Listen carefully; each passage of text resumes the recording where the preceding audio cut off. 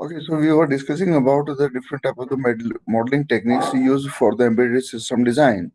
So last time we stopped over the modeling techniques, uh, which is a Jackson diagram. So I gave you the example of this drawing, uh, uh, which is a bigger domain and which requires to have the different type of the color shape and the person who has to do certain type of the shaping, and shaping can be of the variant of the types. So the options are available, and we do require to put certain type of the dimensions which can also be depicted using this. So having such type of the data oriented, it requires to give a clear representations of that what type of that operation one need to perform, and for how long it has to go. And this shows the temporal behavioral of the systems, so that having such type of the operations, one requires to perform either the circular or rectangular using the different type of the colors, and that can be easily depictable.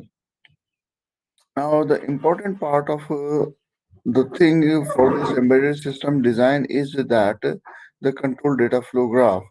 Now, as you can see over here, that the different type of the activity levels can be easily depicted in this, and all those activities which are associated with the different stages can be easily triggered, and what type of that operations that need to be performed that can also be mentioned, and we can easily say that what would be the outcome of that activity.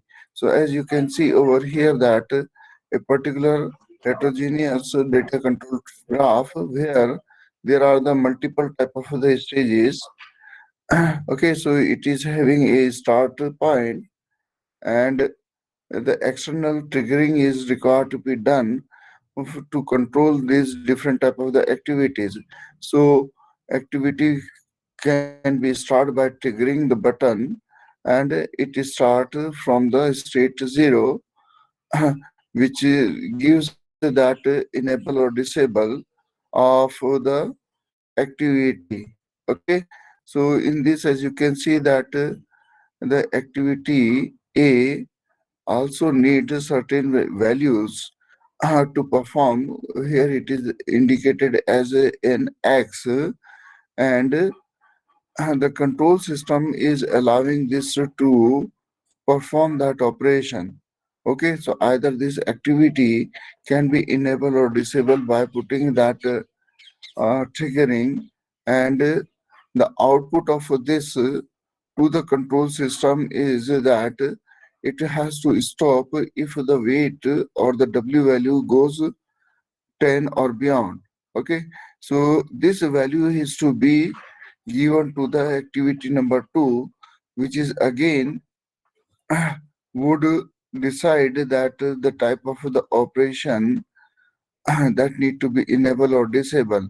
So if the value goes beyond 10, in that case it has to be disabled, which has been indicated in, in the left hand side control block. Okay, and as you can see, this is also performing certain type of the operations and producing some value y. So, and it is the and this value is dependent with the for the A3 activity, that if the Z and Y values are available, and and only in that case this activity A3 would be allowed to perform, and this would be completed after completion of the activity 3 operation. Okay, so this A3 will get disabled, and it will initialize to the S0. So the entire different type of the activities you can see over here, there is one control systems which are having the 3 different stages and having certain inputs. Based on that, the triggering is required to be made. So you can see that the microcontroller type of that operations which is having the 3 stages, or you can say that a uh, water level controller for the water tank can also be monitored, that if the 10 feet water is arrived, in that case automatically that piping should be or that the input to that storing of the water in the water tank would be automatically disabled. Now this outlet of that W and Y, that will again be there, that if this W values goes off, this will allow the other activity to enable, like that outletting of that water from the tank, and that will go to the different zones. So the level of that can also be defined here in this case for the that can be termed as a Y and Z. So as you can see, this is a simple type of that criteria which allows the activity to be externally enabled or disabled based, and that can also be triggered with the certain input values. So another important data flow graph is that you have gone through the different type of the case studies. Okay, so case 1, case 2, case 3, or case n, and in that, for that condition, if that matches, in that case execute this type of the program or that particular task. Such type of this C type of the statements which you can see, you might not have gone through that, that can also be depicted in terms of the flow graph. So here is this one, that once that condition gets made, the case condition can be checked. Based on that, the condition, the different type of the operations so that can be performed, and for each of these type of the operations, the control flow graph can be made. So here you can see over here that the value of if the condition E matches, so in that case the statement A is equal to X plus W is to be executed, and here is that data flow graph for this X plus W equal to A is that read X, read W, and perform this addition operations and write back to the A. So as you can see over here that such type of that statement can also be made easily using this directional graph. And after completion of this, the statement would have to go to the next statement. So that is the depiction over here, that based on this different type of the condition, the exit condition of that is also been mentioned. So uh, now in this, you can see that there are the different type of the operations based on this C condition that is been available. So here the another statement is A is equal to X plus 5. So 5 is a constant. So read the value of X, take the values of this constant, and perform that operation and restore that into the uh, variable A. Similarly, for this, the two statements are there. Uh, one is this X is equal to X plus 2 and A is equal to X plus 5. So here you can see that there is a dependency of the value. In this case, that once that value of X is available, updated value of this X is available, A has to be executed. So prior to this value of computation of the value of A, the perform operation pertaining to this value of the X need to be performed, and here the value of X is updated with the constant value 2, and after completion of that, the value of that is to be added with the constant 5, and that value is written in the A.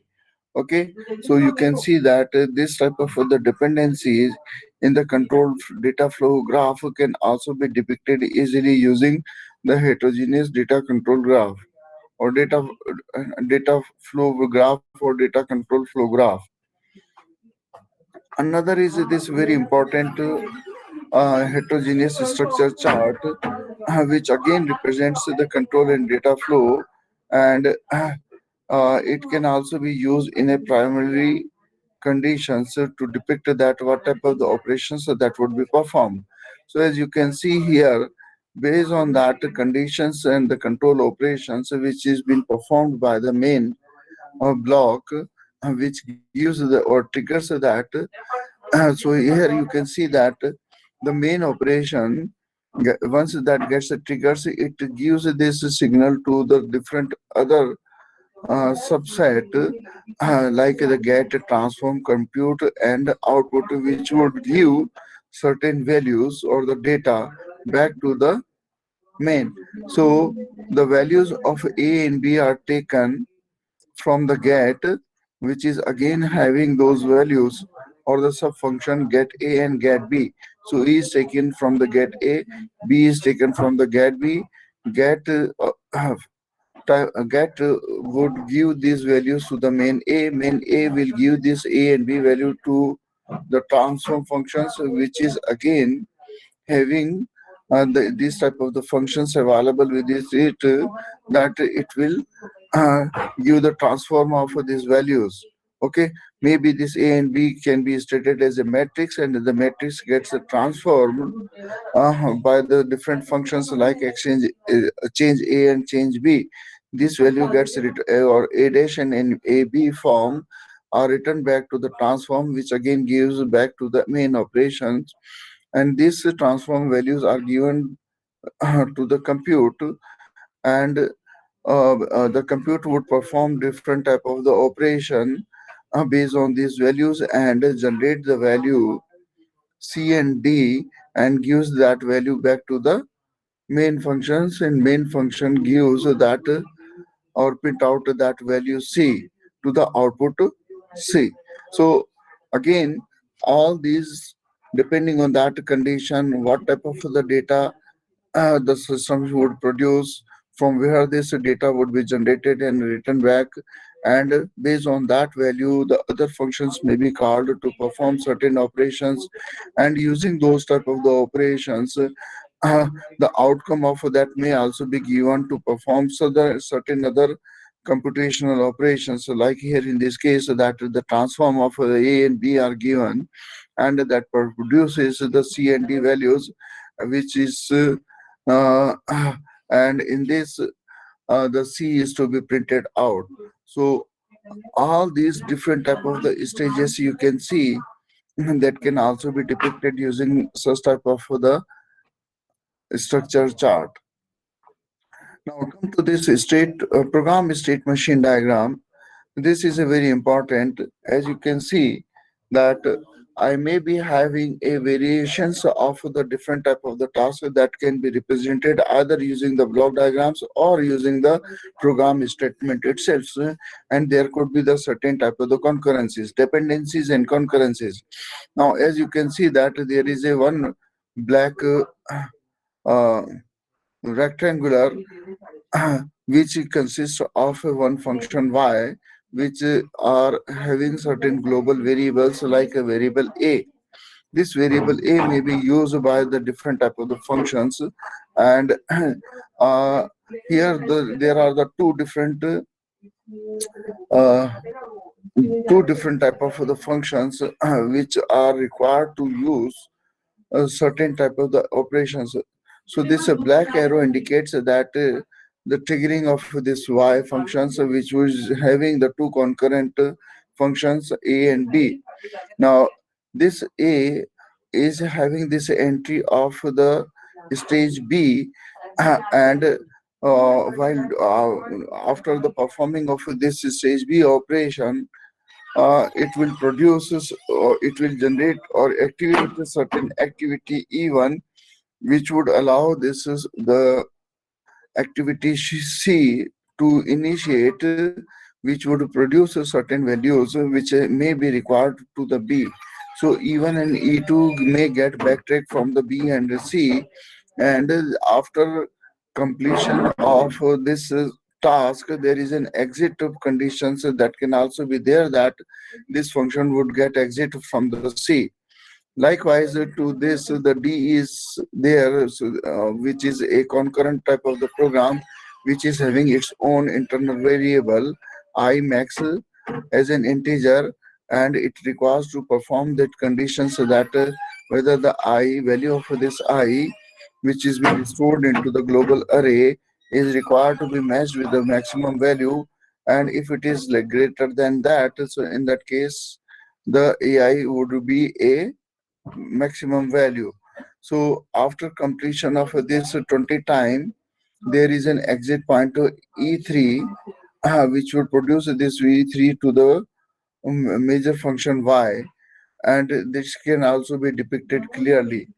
So nothing has been produced in that function A. It is simply maybe a certain type of that statement functions which may be executed, or the event triggering part, which would allow certain triggering operations, whereas the conditions may get matched in the other conditions, that whether that threshold values is reached or not, and if it has been reached, in that case it requires to get exit from that function. So all these different type of that language that can also be uh, you can formulate and depict such type of that heterogeneous program state machine diagrams using uh, this type of the function, and which again depicts all those control signal modeling and the programming language, which can be of any type, and that can be easily represented. Now, as you can see that this object Good morning, oriented sir.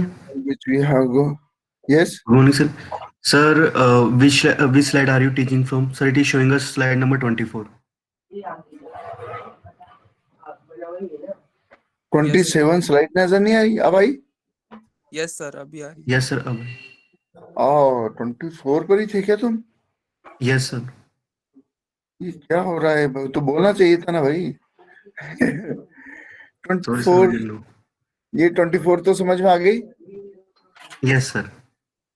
भाई। तो इसमें क्या है कि हमारे पास में control का भी अलग अलग स्टेजेस हैं, उनकी कंडीशन डिपेक्टेबल है, और वो एक्टिविटी को हम इनेबल और डिसेबल कर सकते हैं। एक्टिविटी के अंदर भी certain conditions हैं that will allow the values to be given back to the control operation to enable the another activity, like here in this case the value of that W.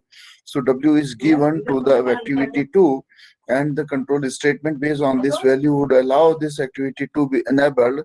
So again, this value has to be given to the control statement, and it uses to allow this activity to enable and use this value W to perform certain operation. Okay, and it would produce certain values again, Z, and A1 is also giving some value Y, which is allowing this A3 activity to be enabled through the controller, and it will perform certain operation, and it will go back to that value stage 0 or initialize after completion of this activity. So this is a simple type of the control data flow graph which I stated. Is this depictable, this slide? ये नजर आ रही है? Yes, sir. Yes, sir. हाँ, कोई बेहतर ये है कि कोई बोलने वाला होना चाहिए, अदरवाइज मेरे को वापस उस पर स्विच करना पड़ता है।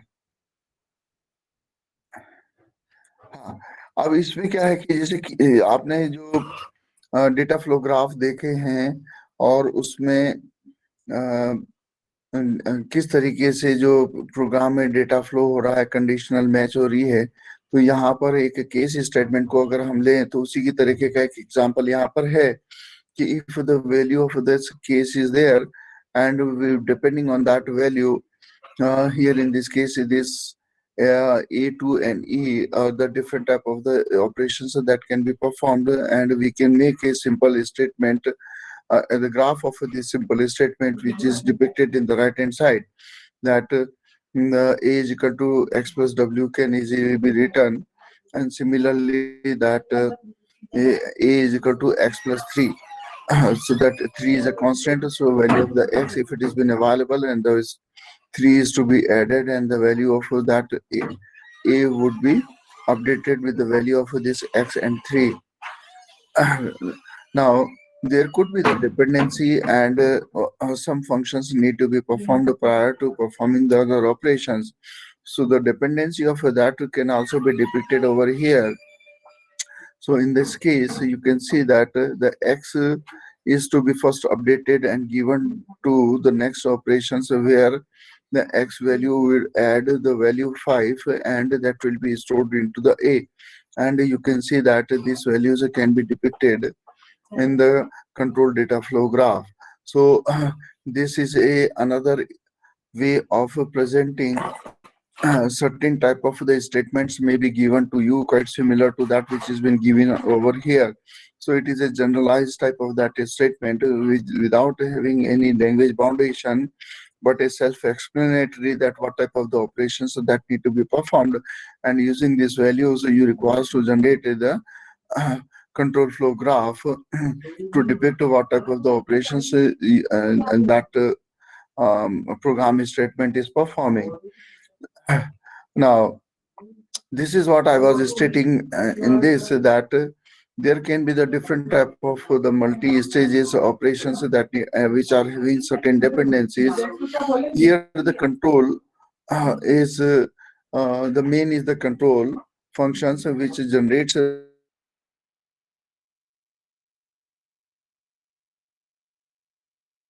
performing certain operations, or which again gives this triggering to the other module to produce the value of A and B, and uh, this A and B is given back to the main function A.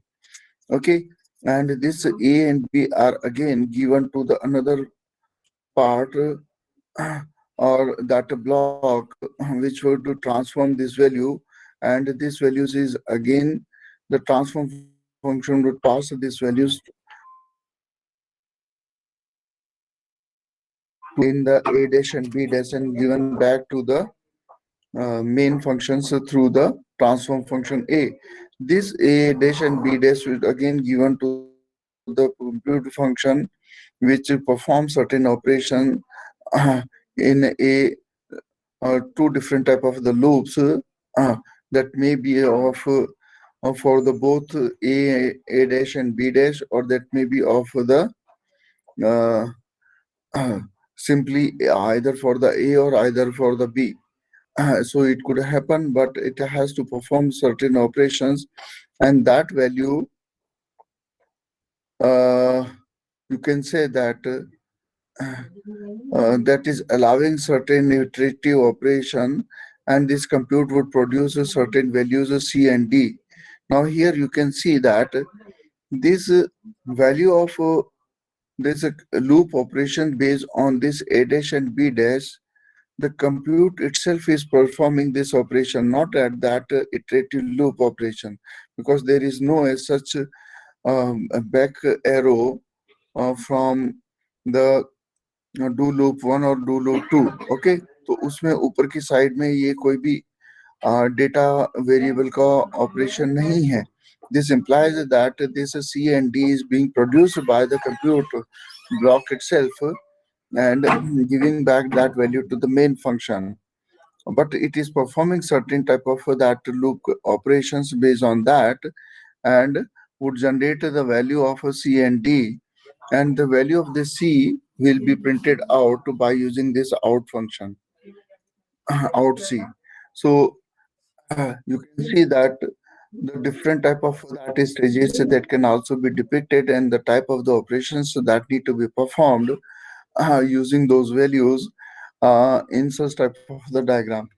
So my statement is this, that you may be provided a certain type of the statement and you may be asked to perform that operation or depict that operation using the structure chart or the control data flow graph. or any other type of the graph. Okay, so the third is this program statement which I was stating, that we may have the main function which is having the two different type of the sub functions, and it is having certain this black arrow indicate that this is the entry point. Now, y is referred to as a global variable which is having certain values in the form of an array from the 1 to 20, and this may be used by other functions which are dependent of that y, and because and these functions are concurrent, so a and d are the concurrent functions, and this b activity that will take the certain values and perform the operation and would trigger the another stage C uh, based on this value E. Now, when the value of E is available, the C performs certain operations and we return back to the value E2 to back to the stage B, and the B again perform other operation. Okay, and after, or you can say that after completion of this value, the function C, it return back to the value E2 and exit. Okay, and here you can see this part. uh,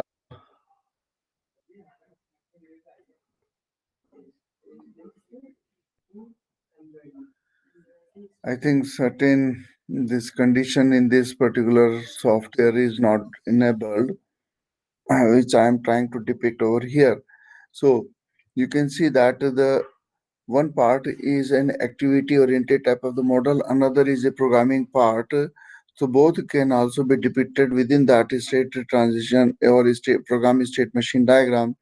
The different operations based on that global variables can be performed, and once that gets reached, there is a exit point E3, which allow that value to get returned to the function y. So this hierarchical control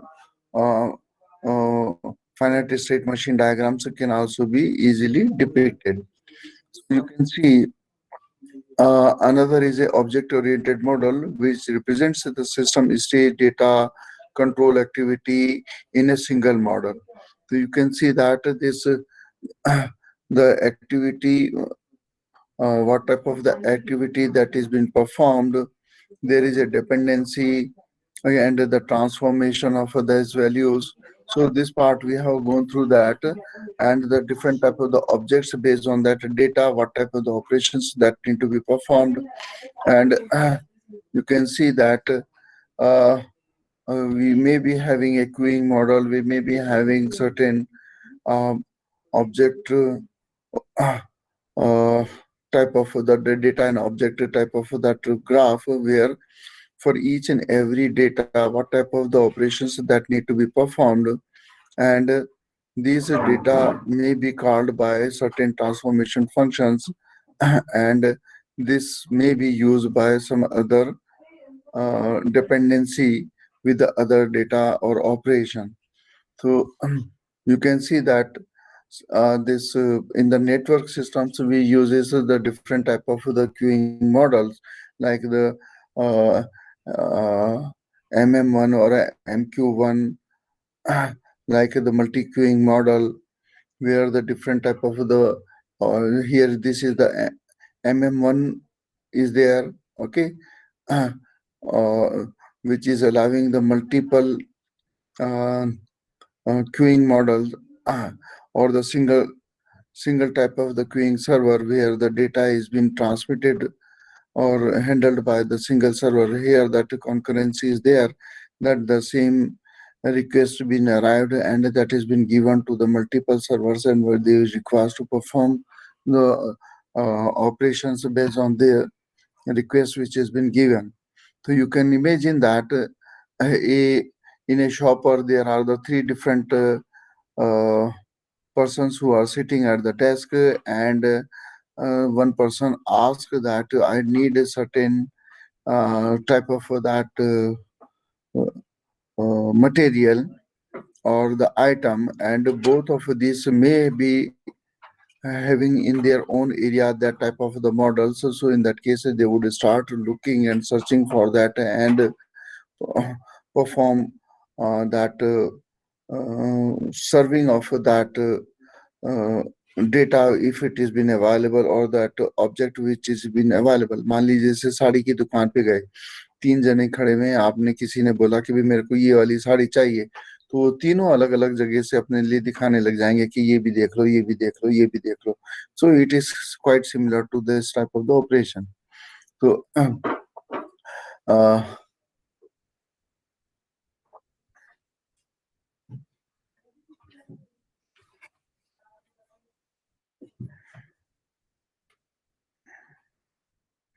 now the architecture part, you can see that there are the different type of the application specific architectures. When we talk about the controller is totally different. The data path, which is very important, that based on that values available, so in which direction so that data would go.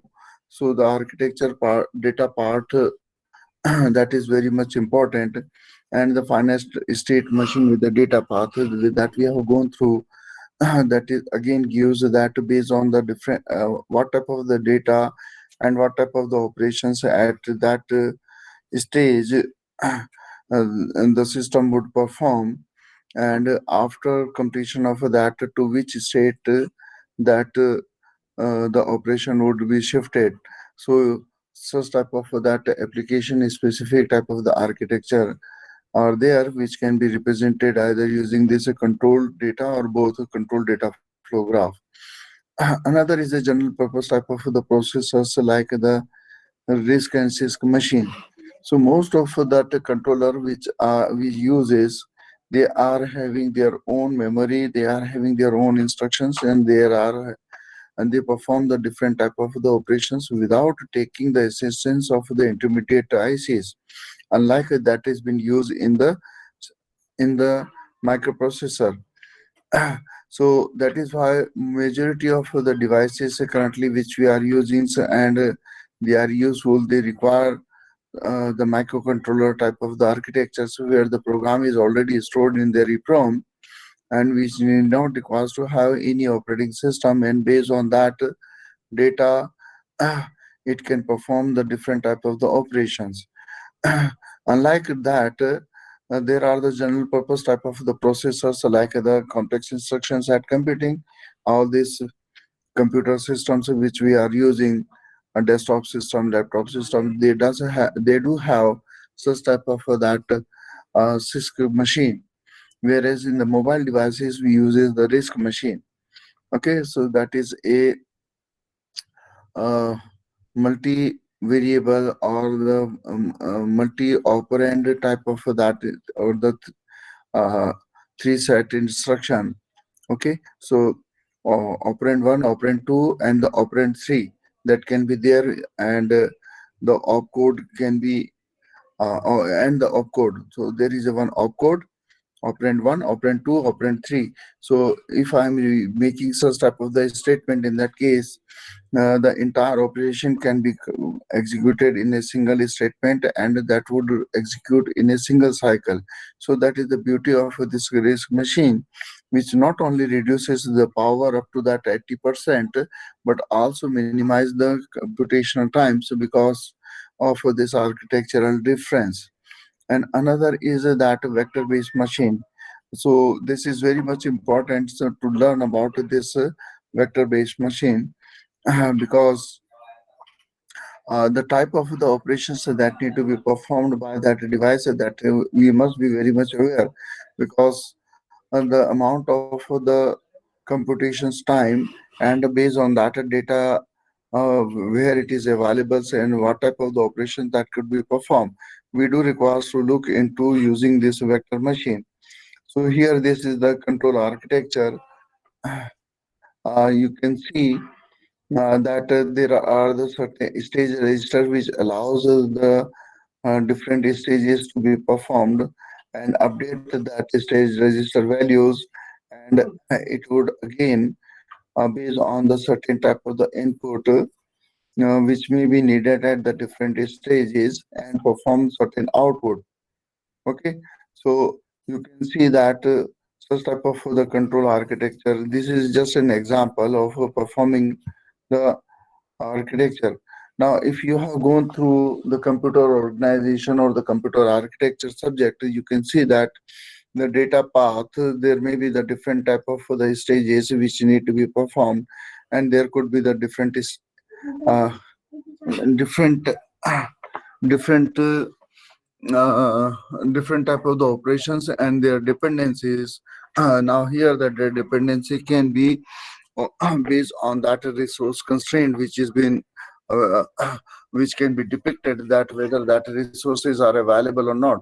So as you can see over here that in the first upper diagram there are the four multipliers and the two adders. So this particular architecture or that device can perform simultaneously four different type of the operations, and all these different operations are different, and there is no dependency in the variables which are being provided, and these operations can be performed in a parallel because of this resource available. And the another stage is that the output of the two different type of the multiplication operations that need to be added and put together, and uh, in the third stage all these multiplications are required to be again added one, so that would produce the final output. So this pipeline or that dependency of the operation and that need to be performed would again be depicted in terms of that resource constraints and the dependency. So now as you can see over here that the two headers are available.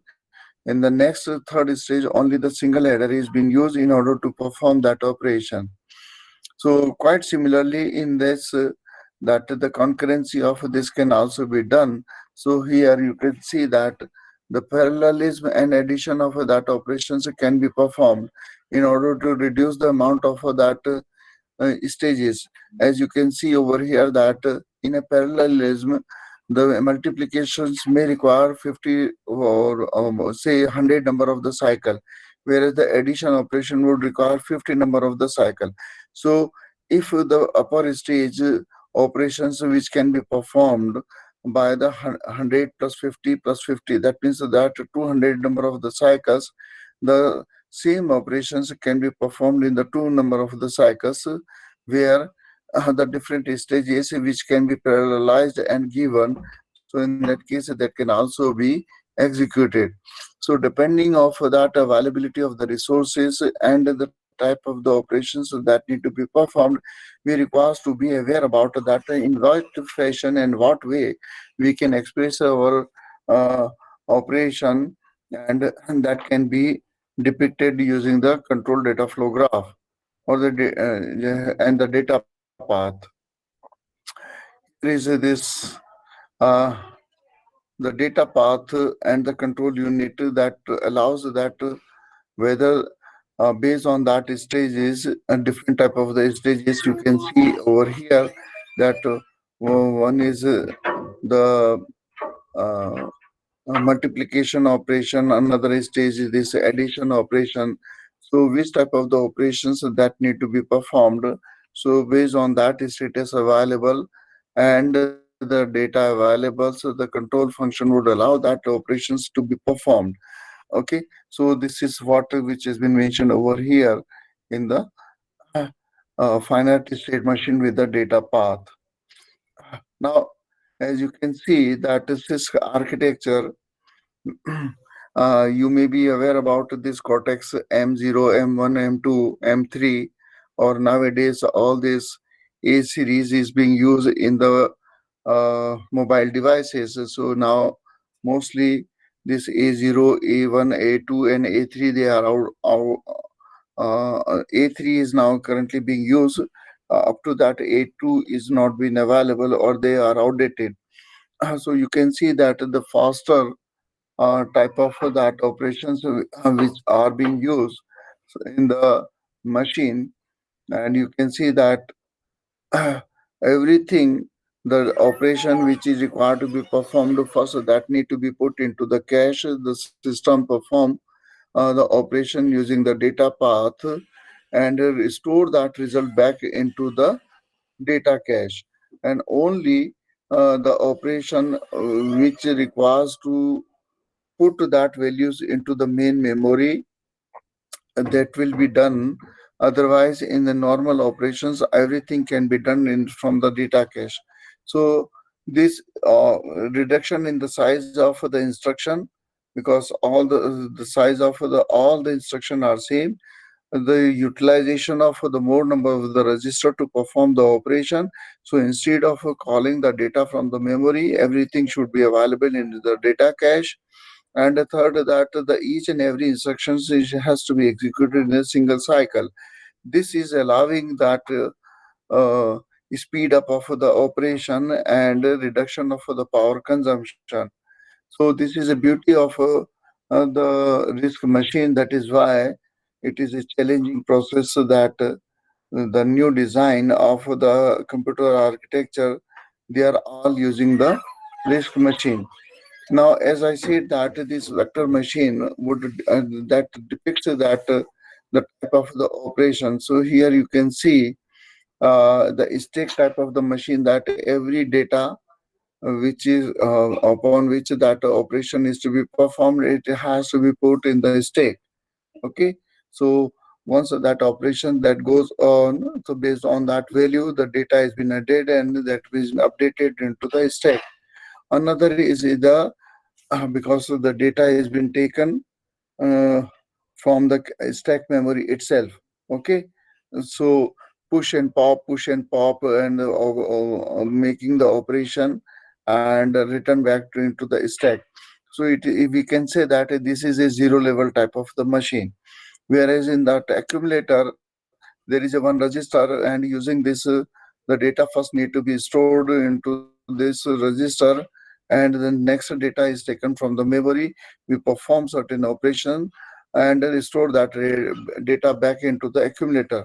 So you can say that in the 8085 type of the memory, in the 8085 type of the processor, everything for the every operation, so the data need to be stored into the accumulator. Okay, and all this input and output operation, either in this computer or any other computer system, when I'm using the external device, so in that case the data first goes into the accumulator, and we perform certain operations, and based on that operation, the computed output may be stored into the register or memory. Now there could be the multiple number of the registers.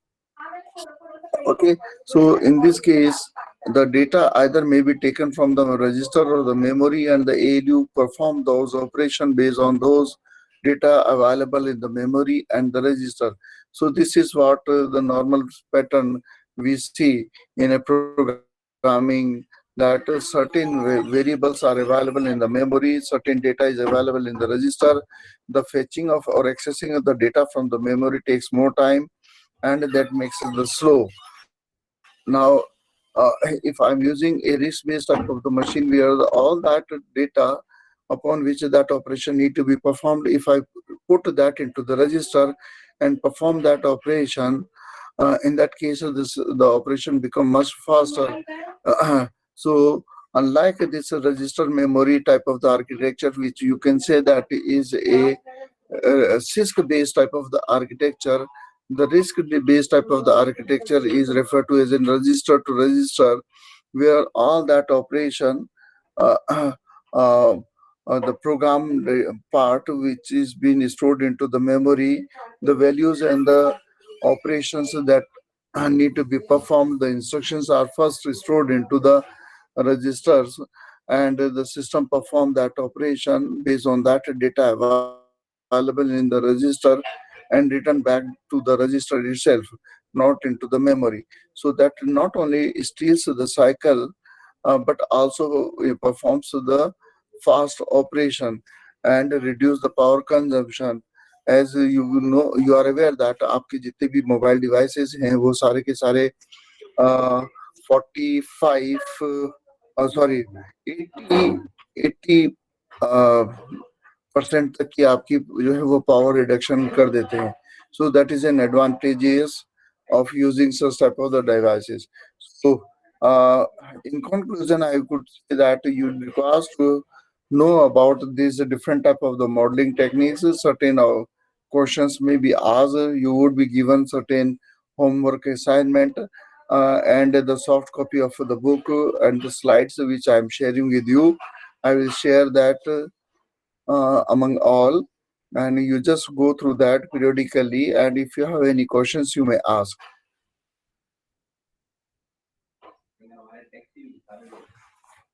Mohit,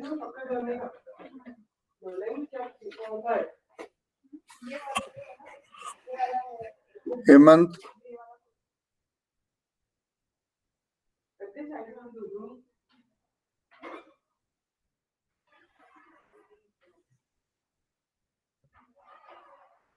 okay. So if there is no question, in that case I stop over here. Okay, thank you.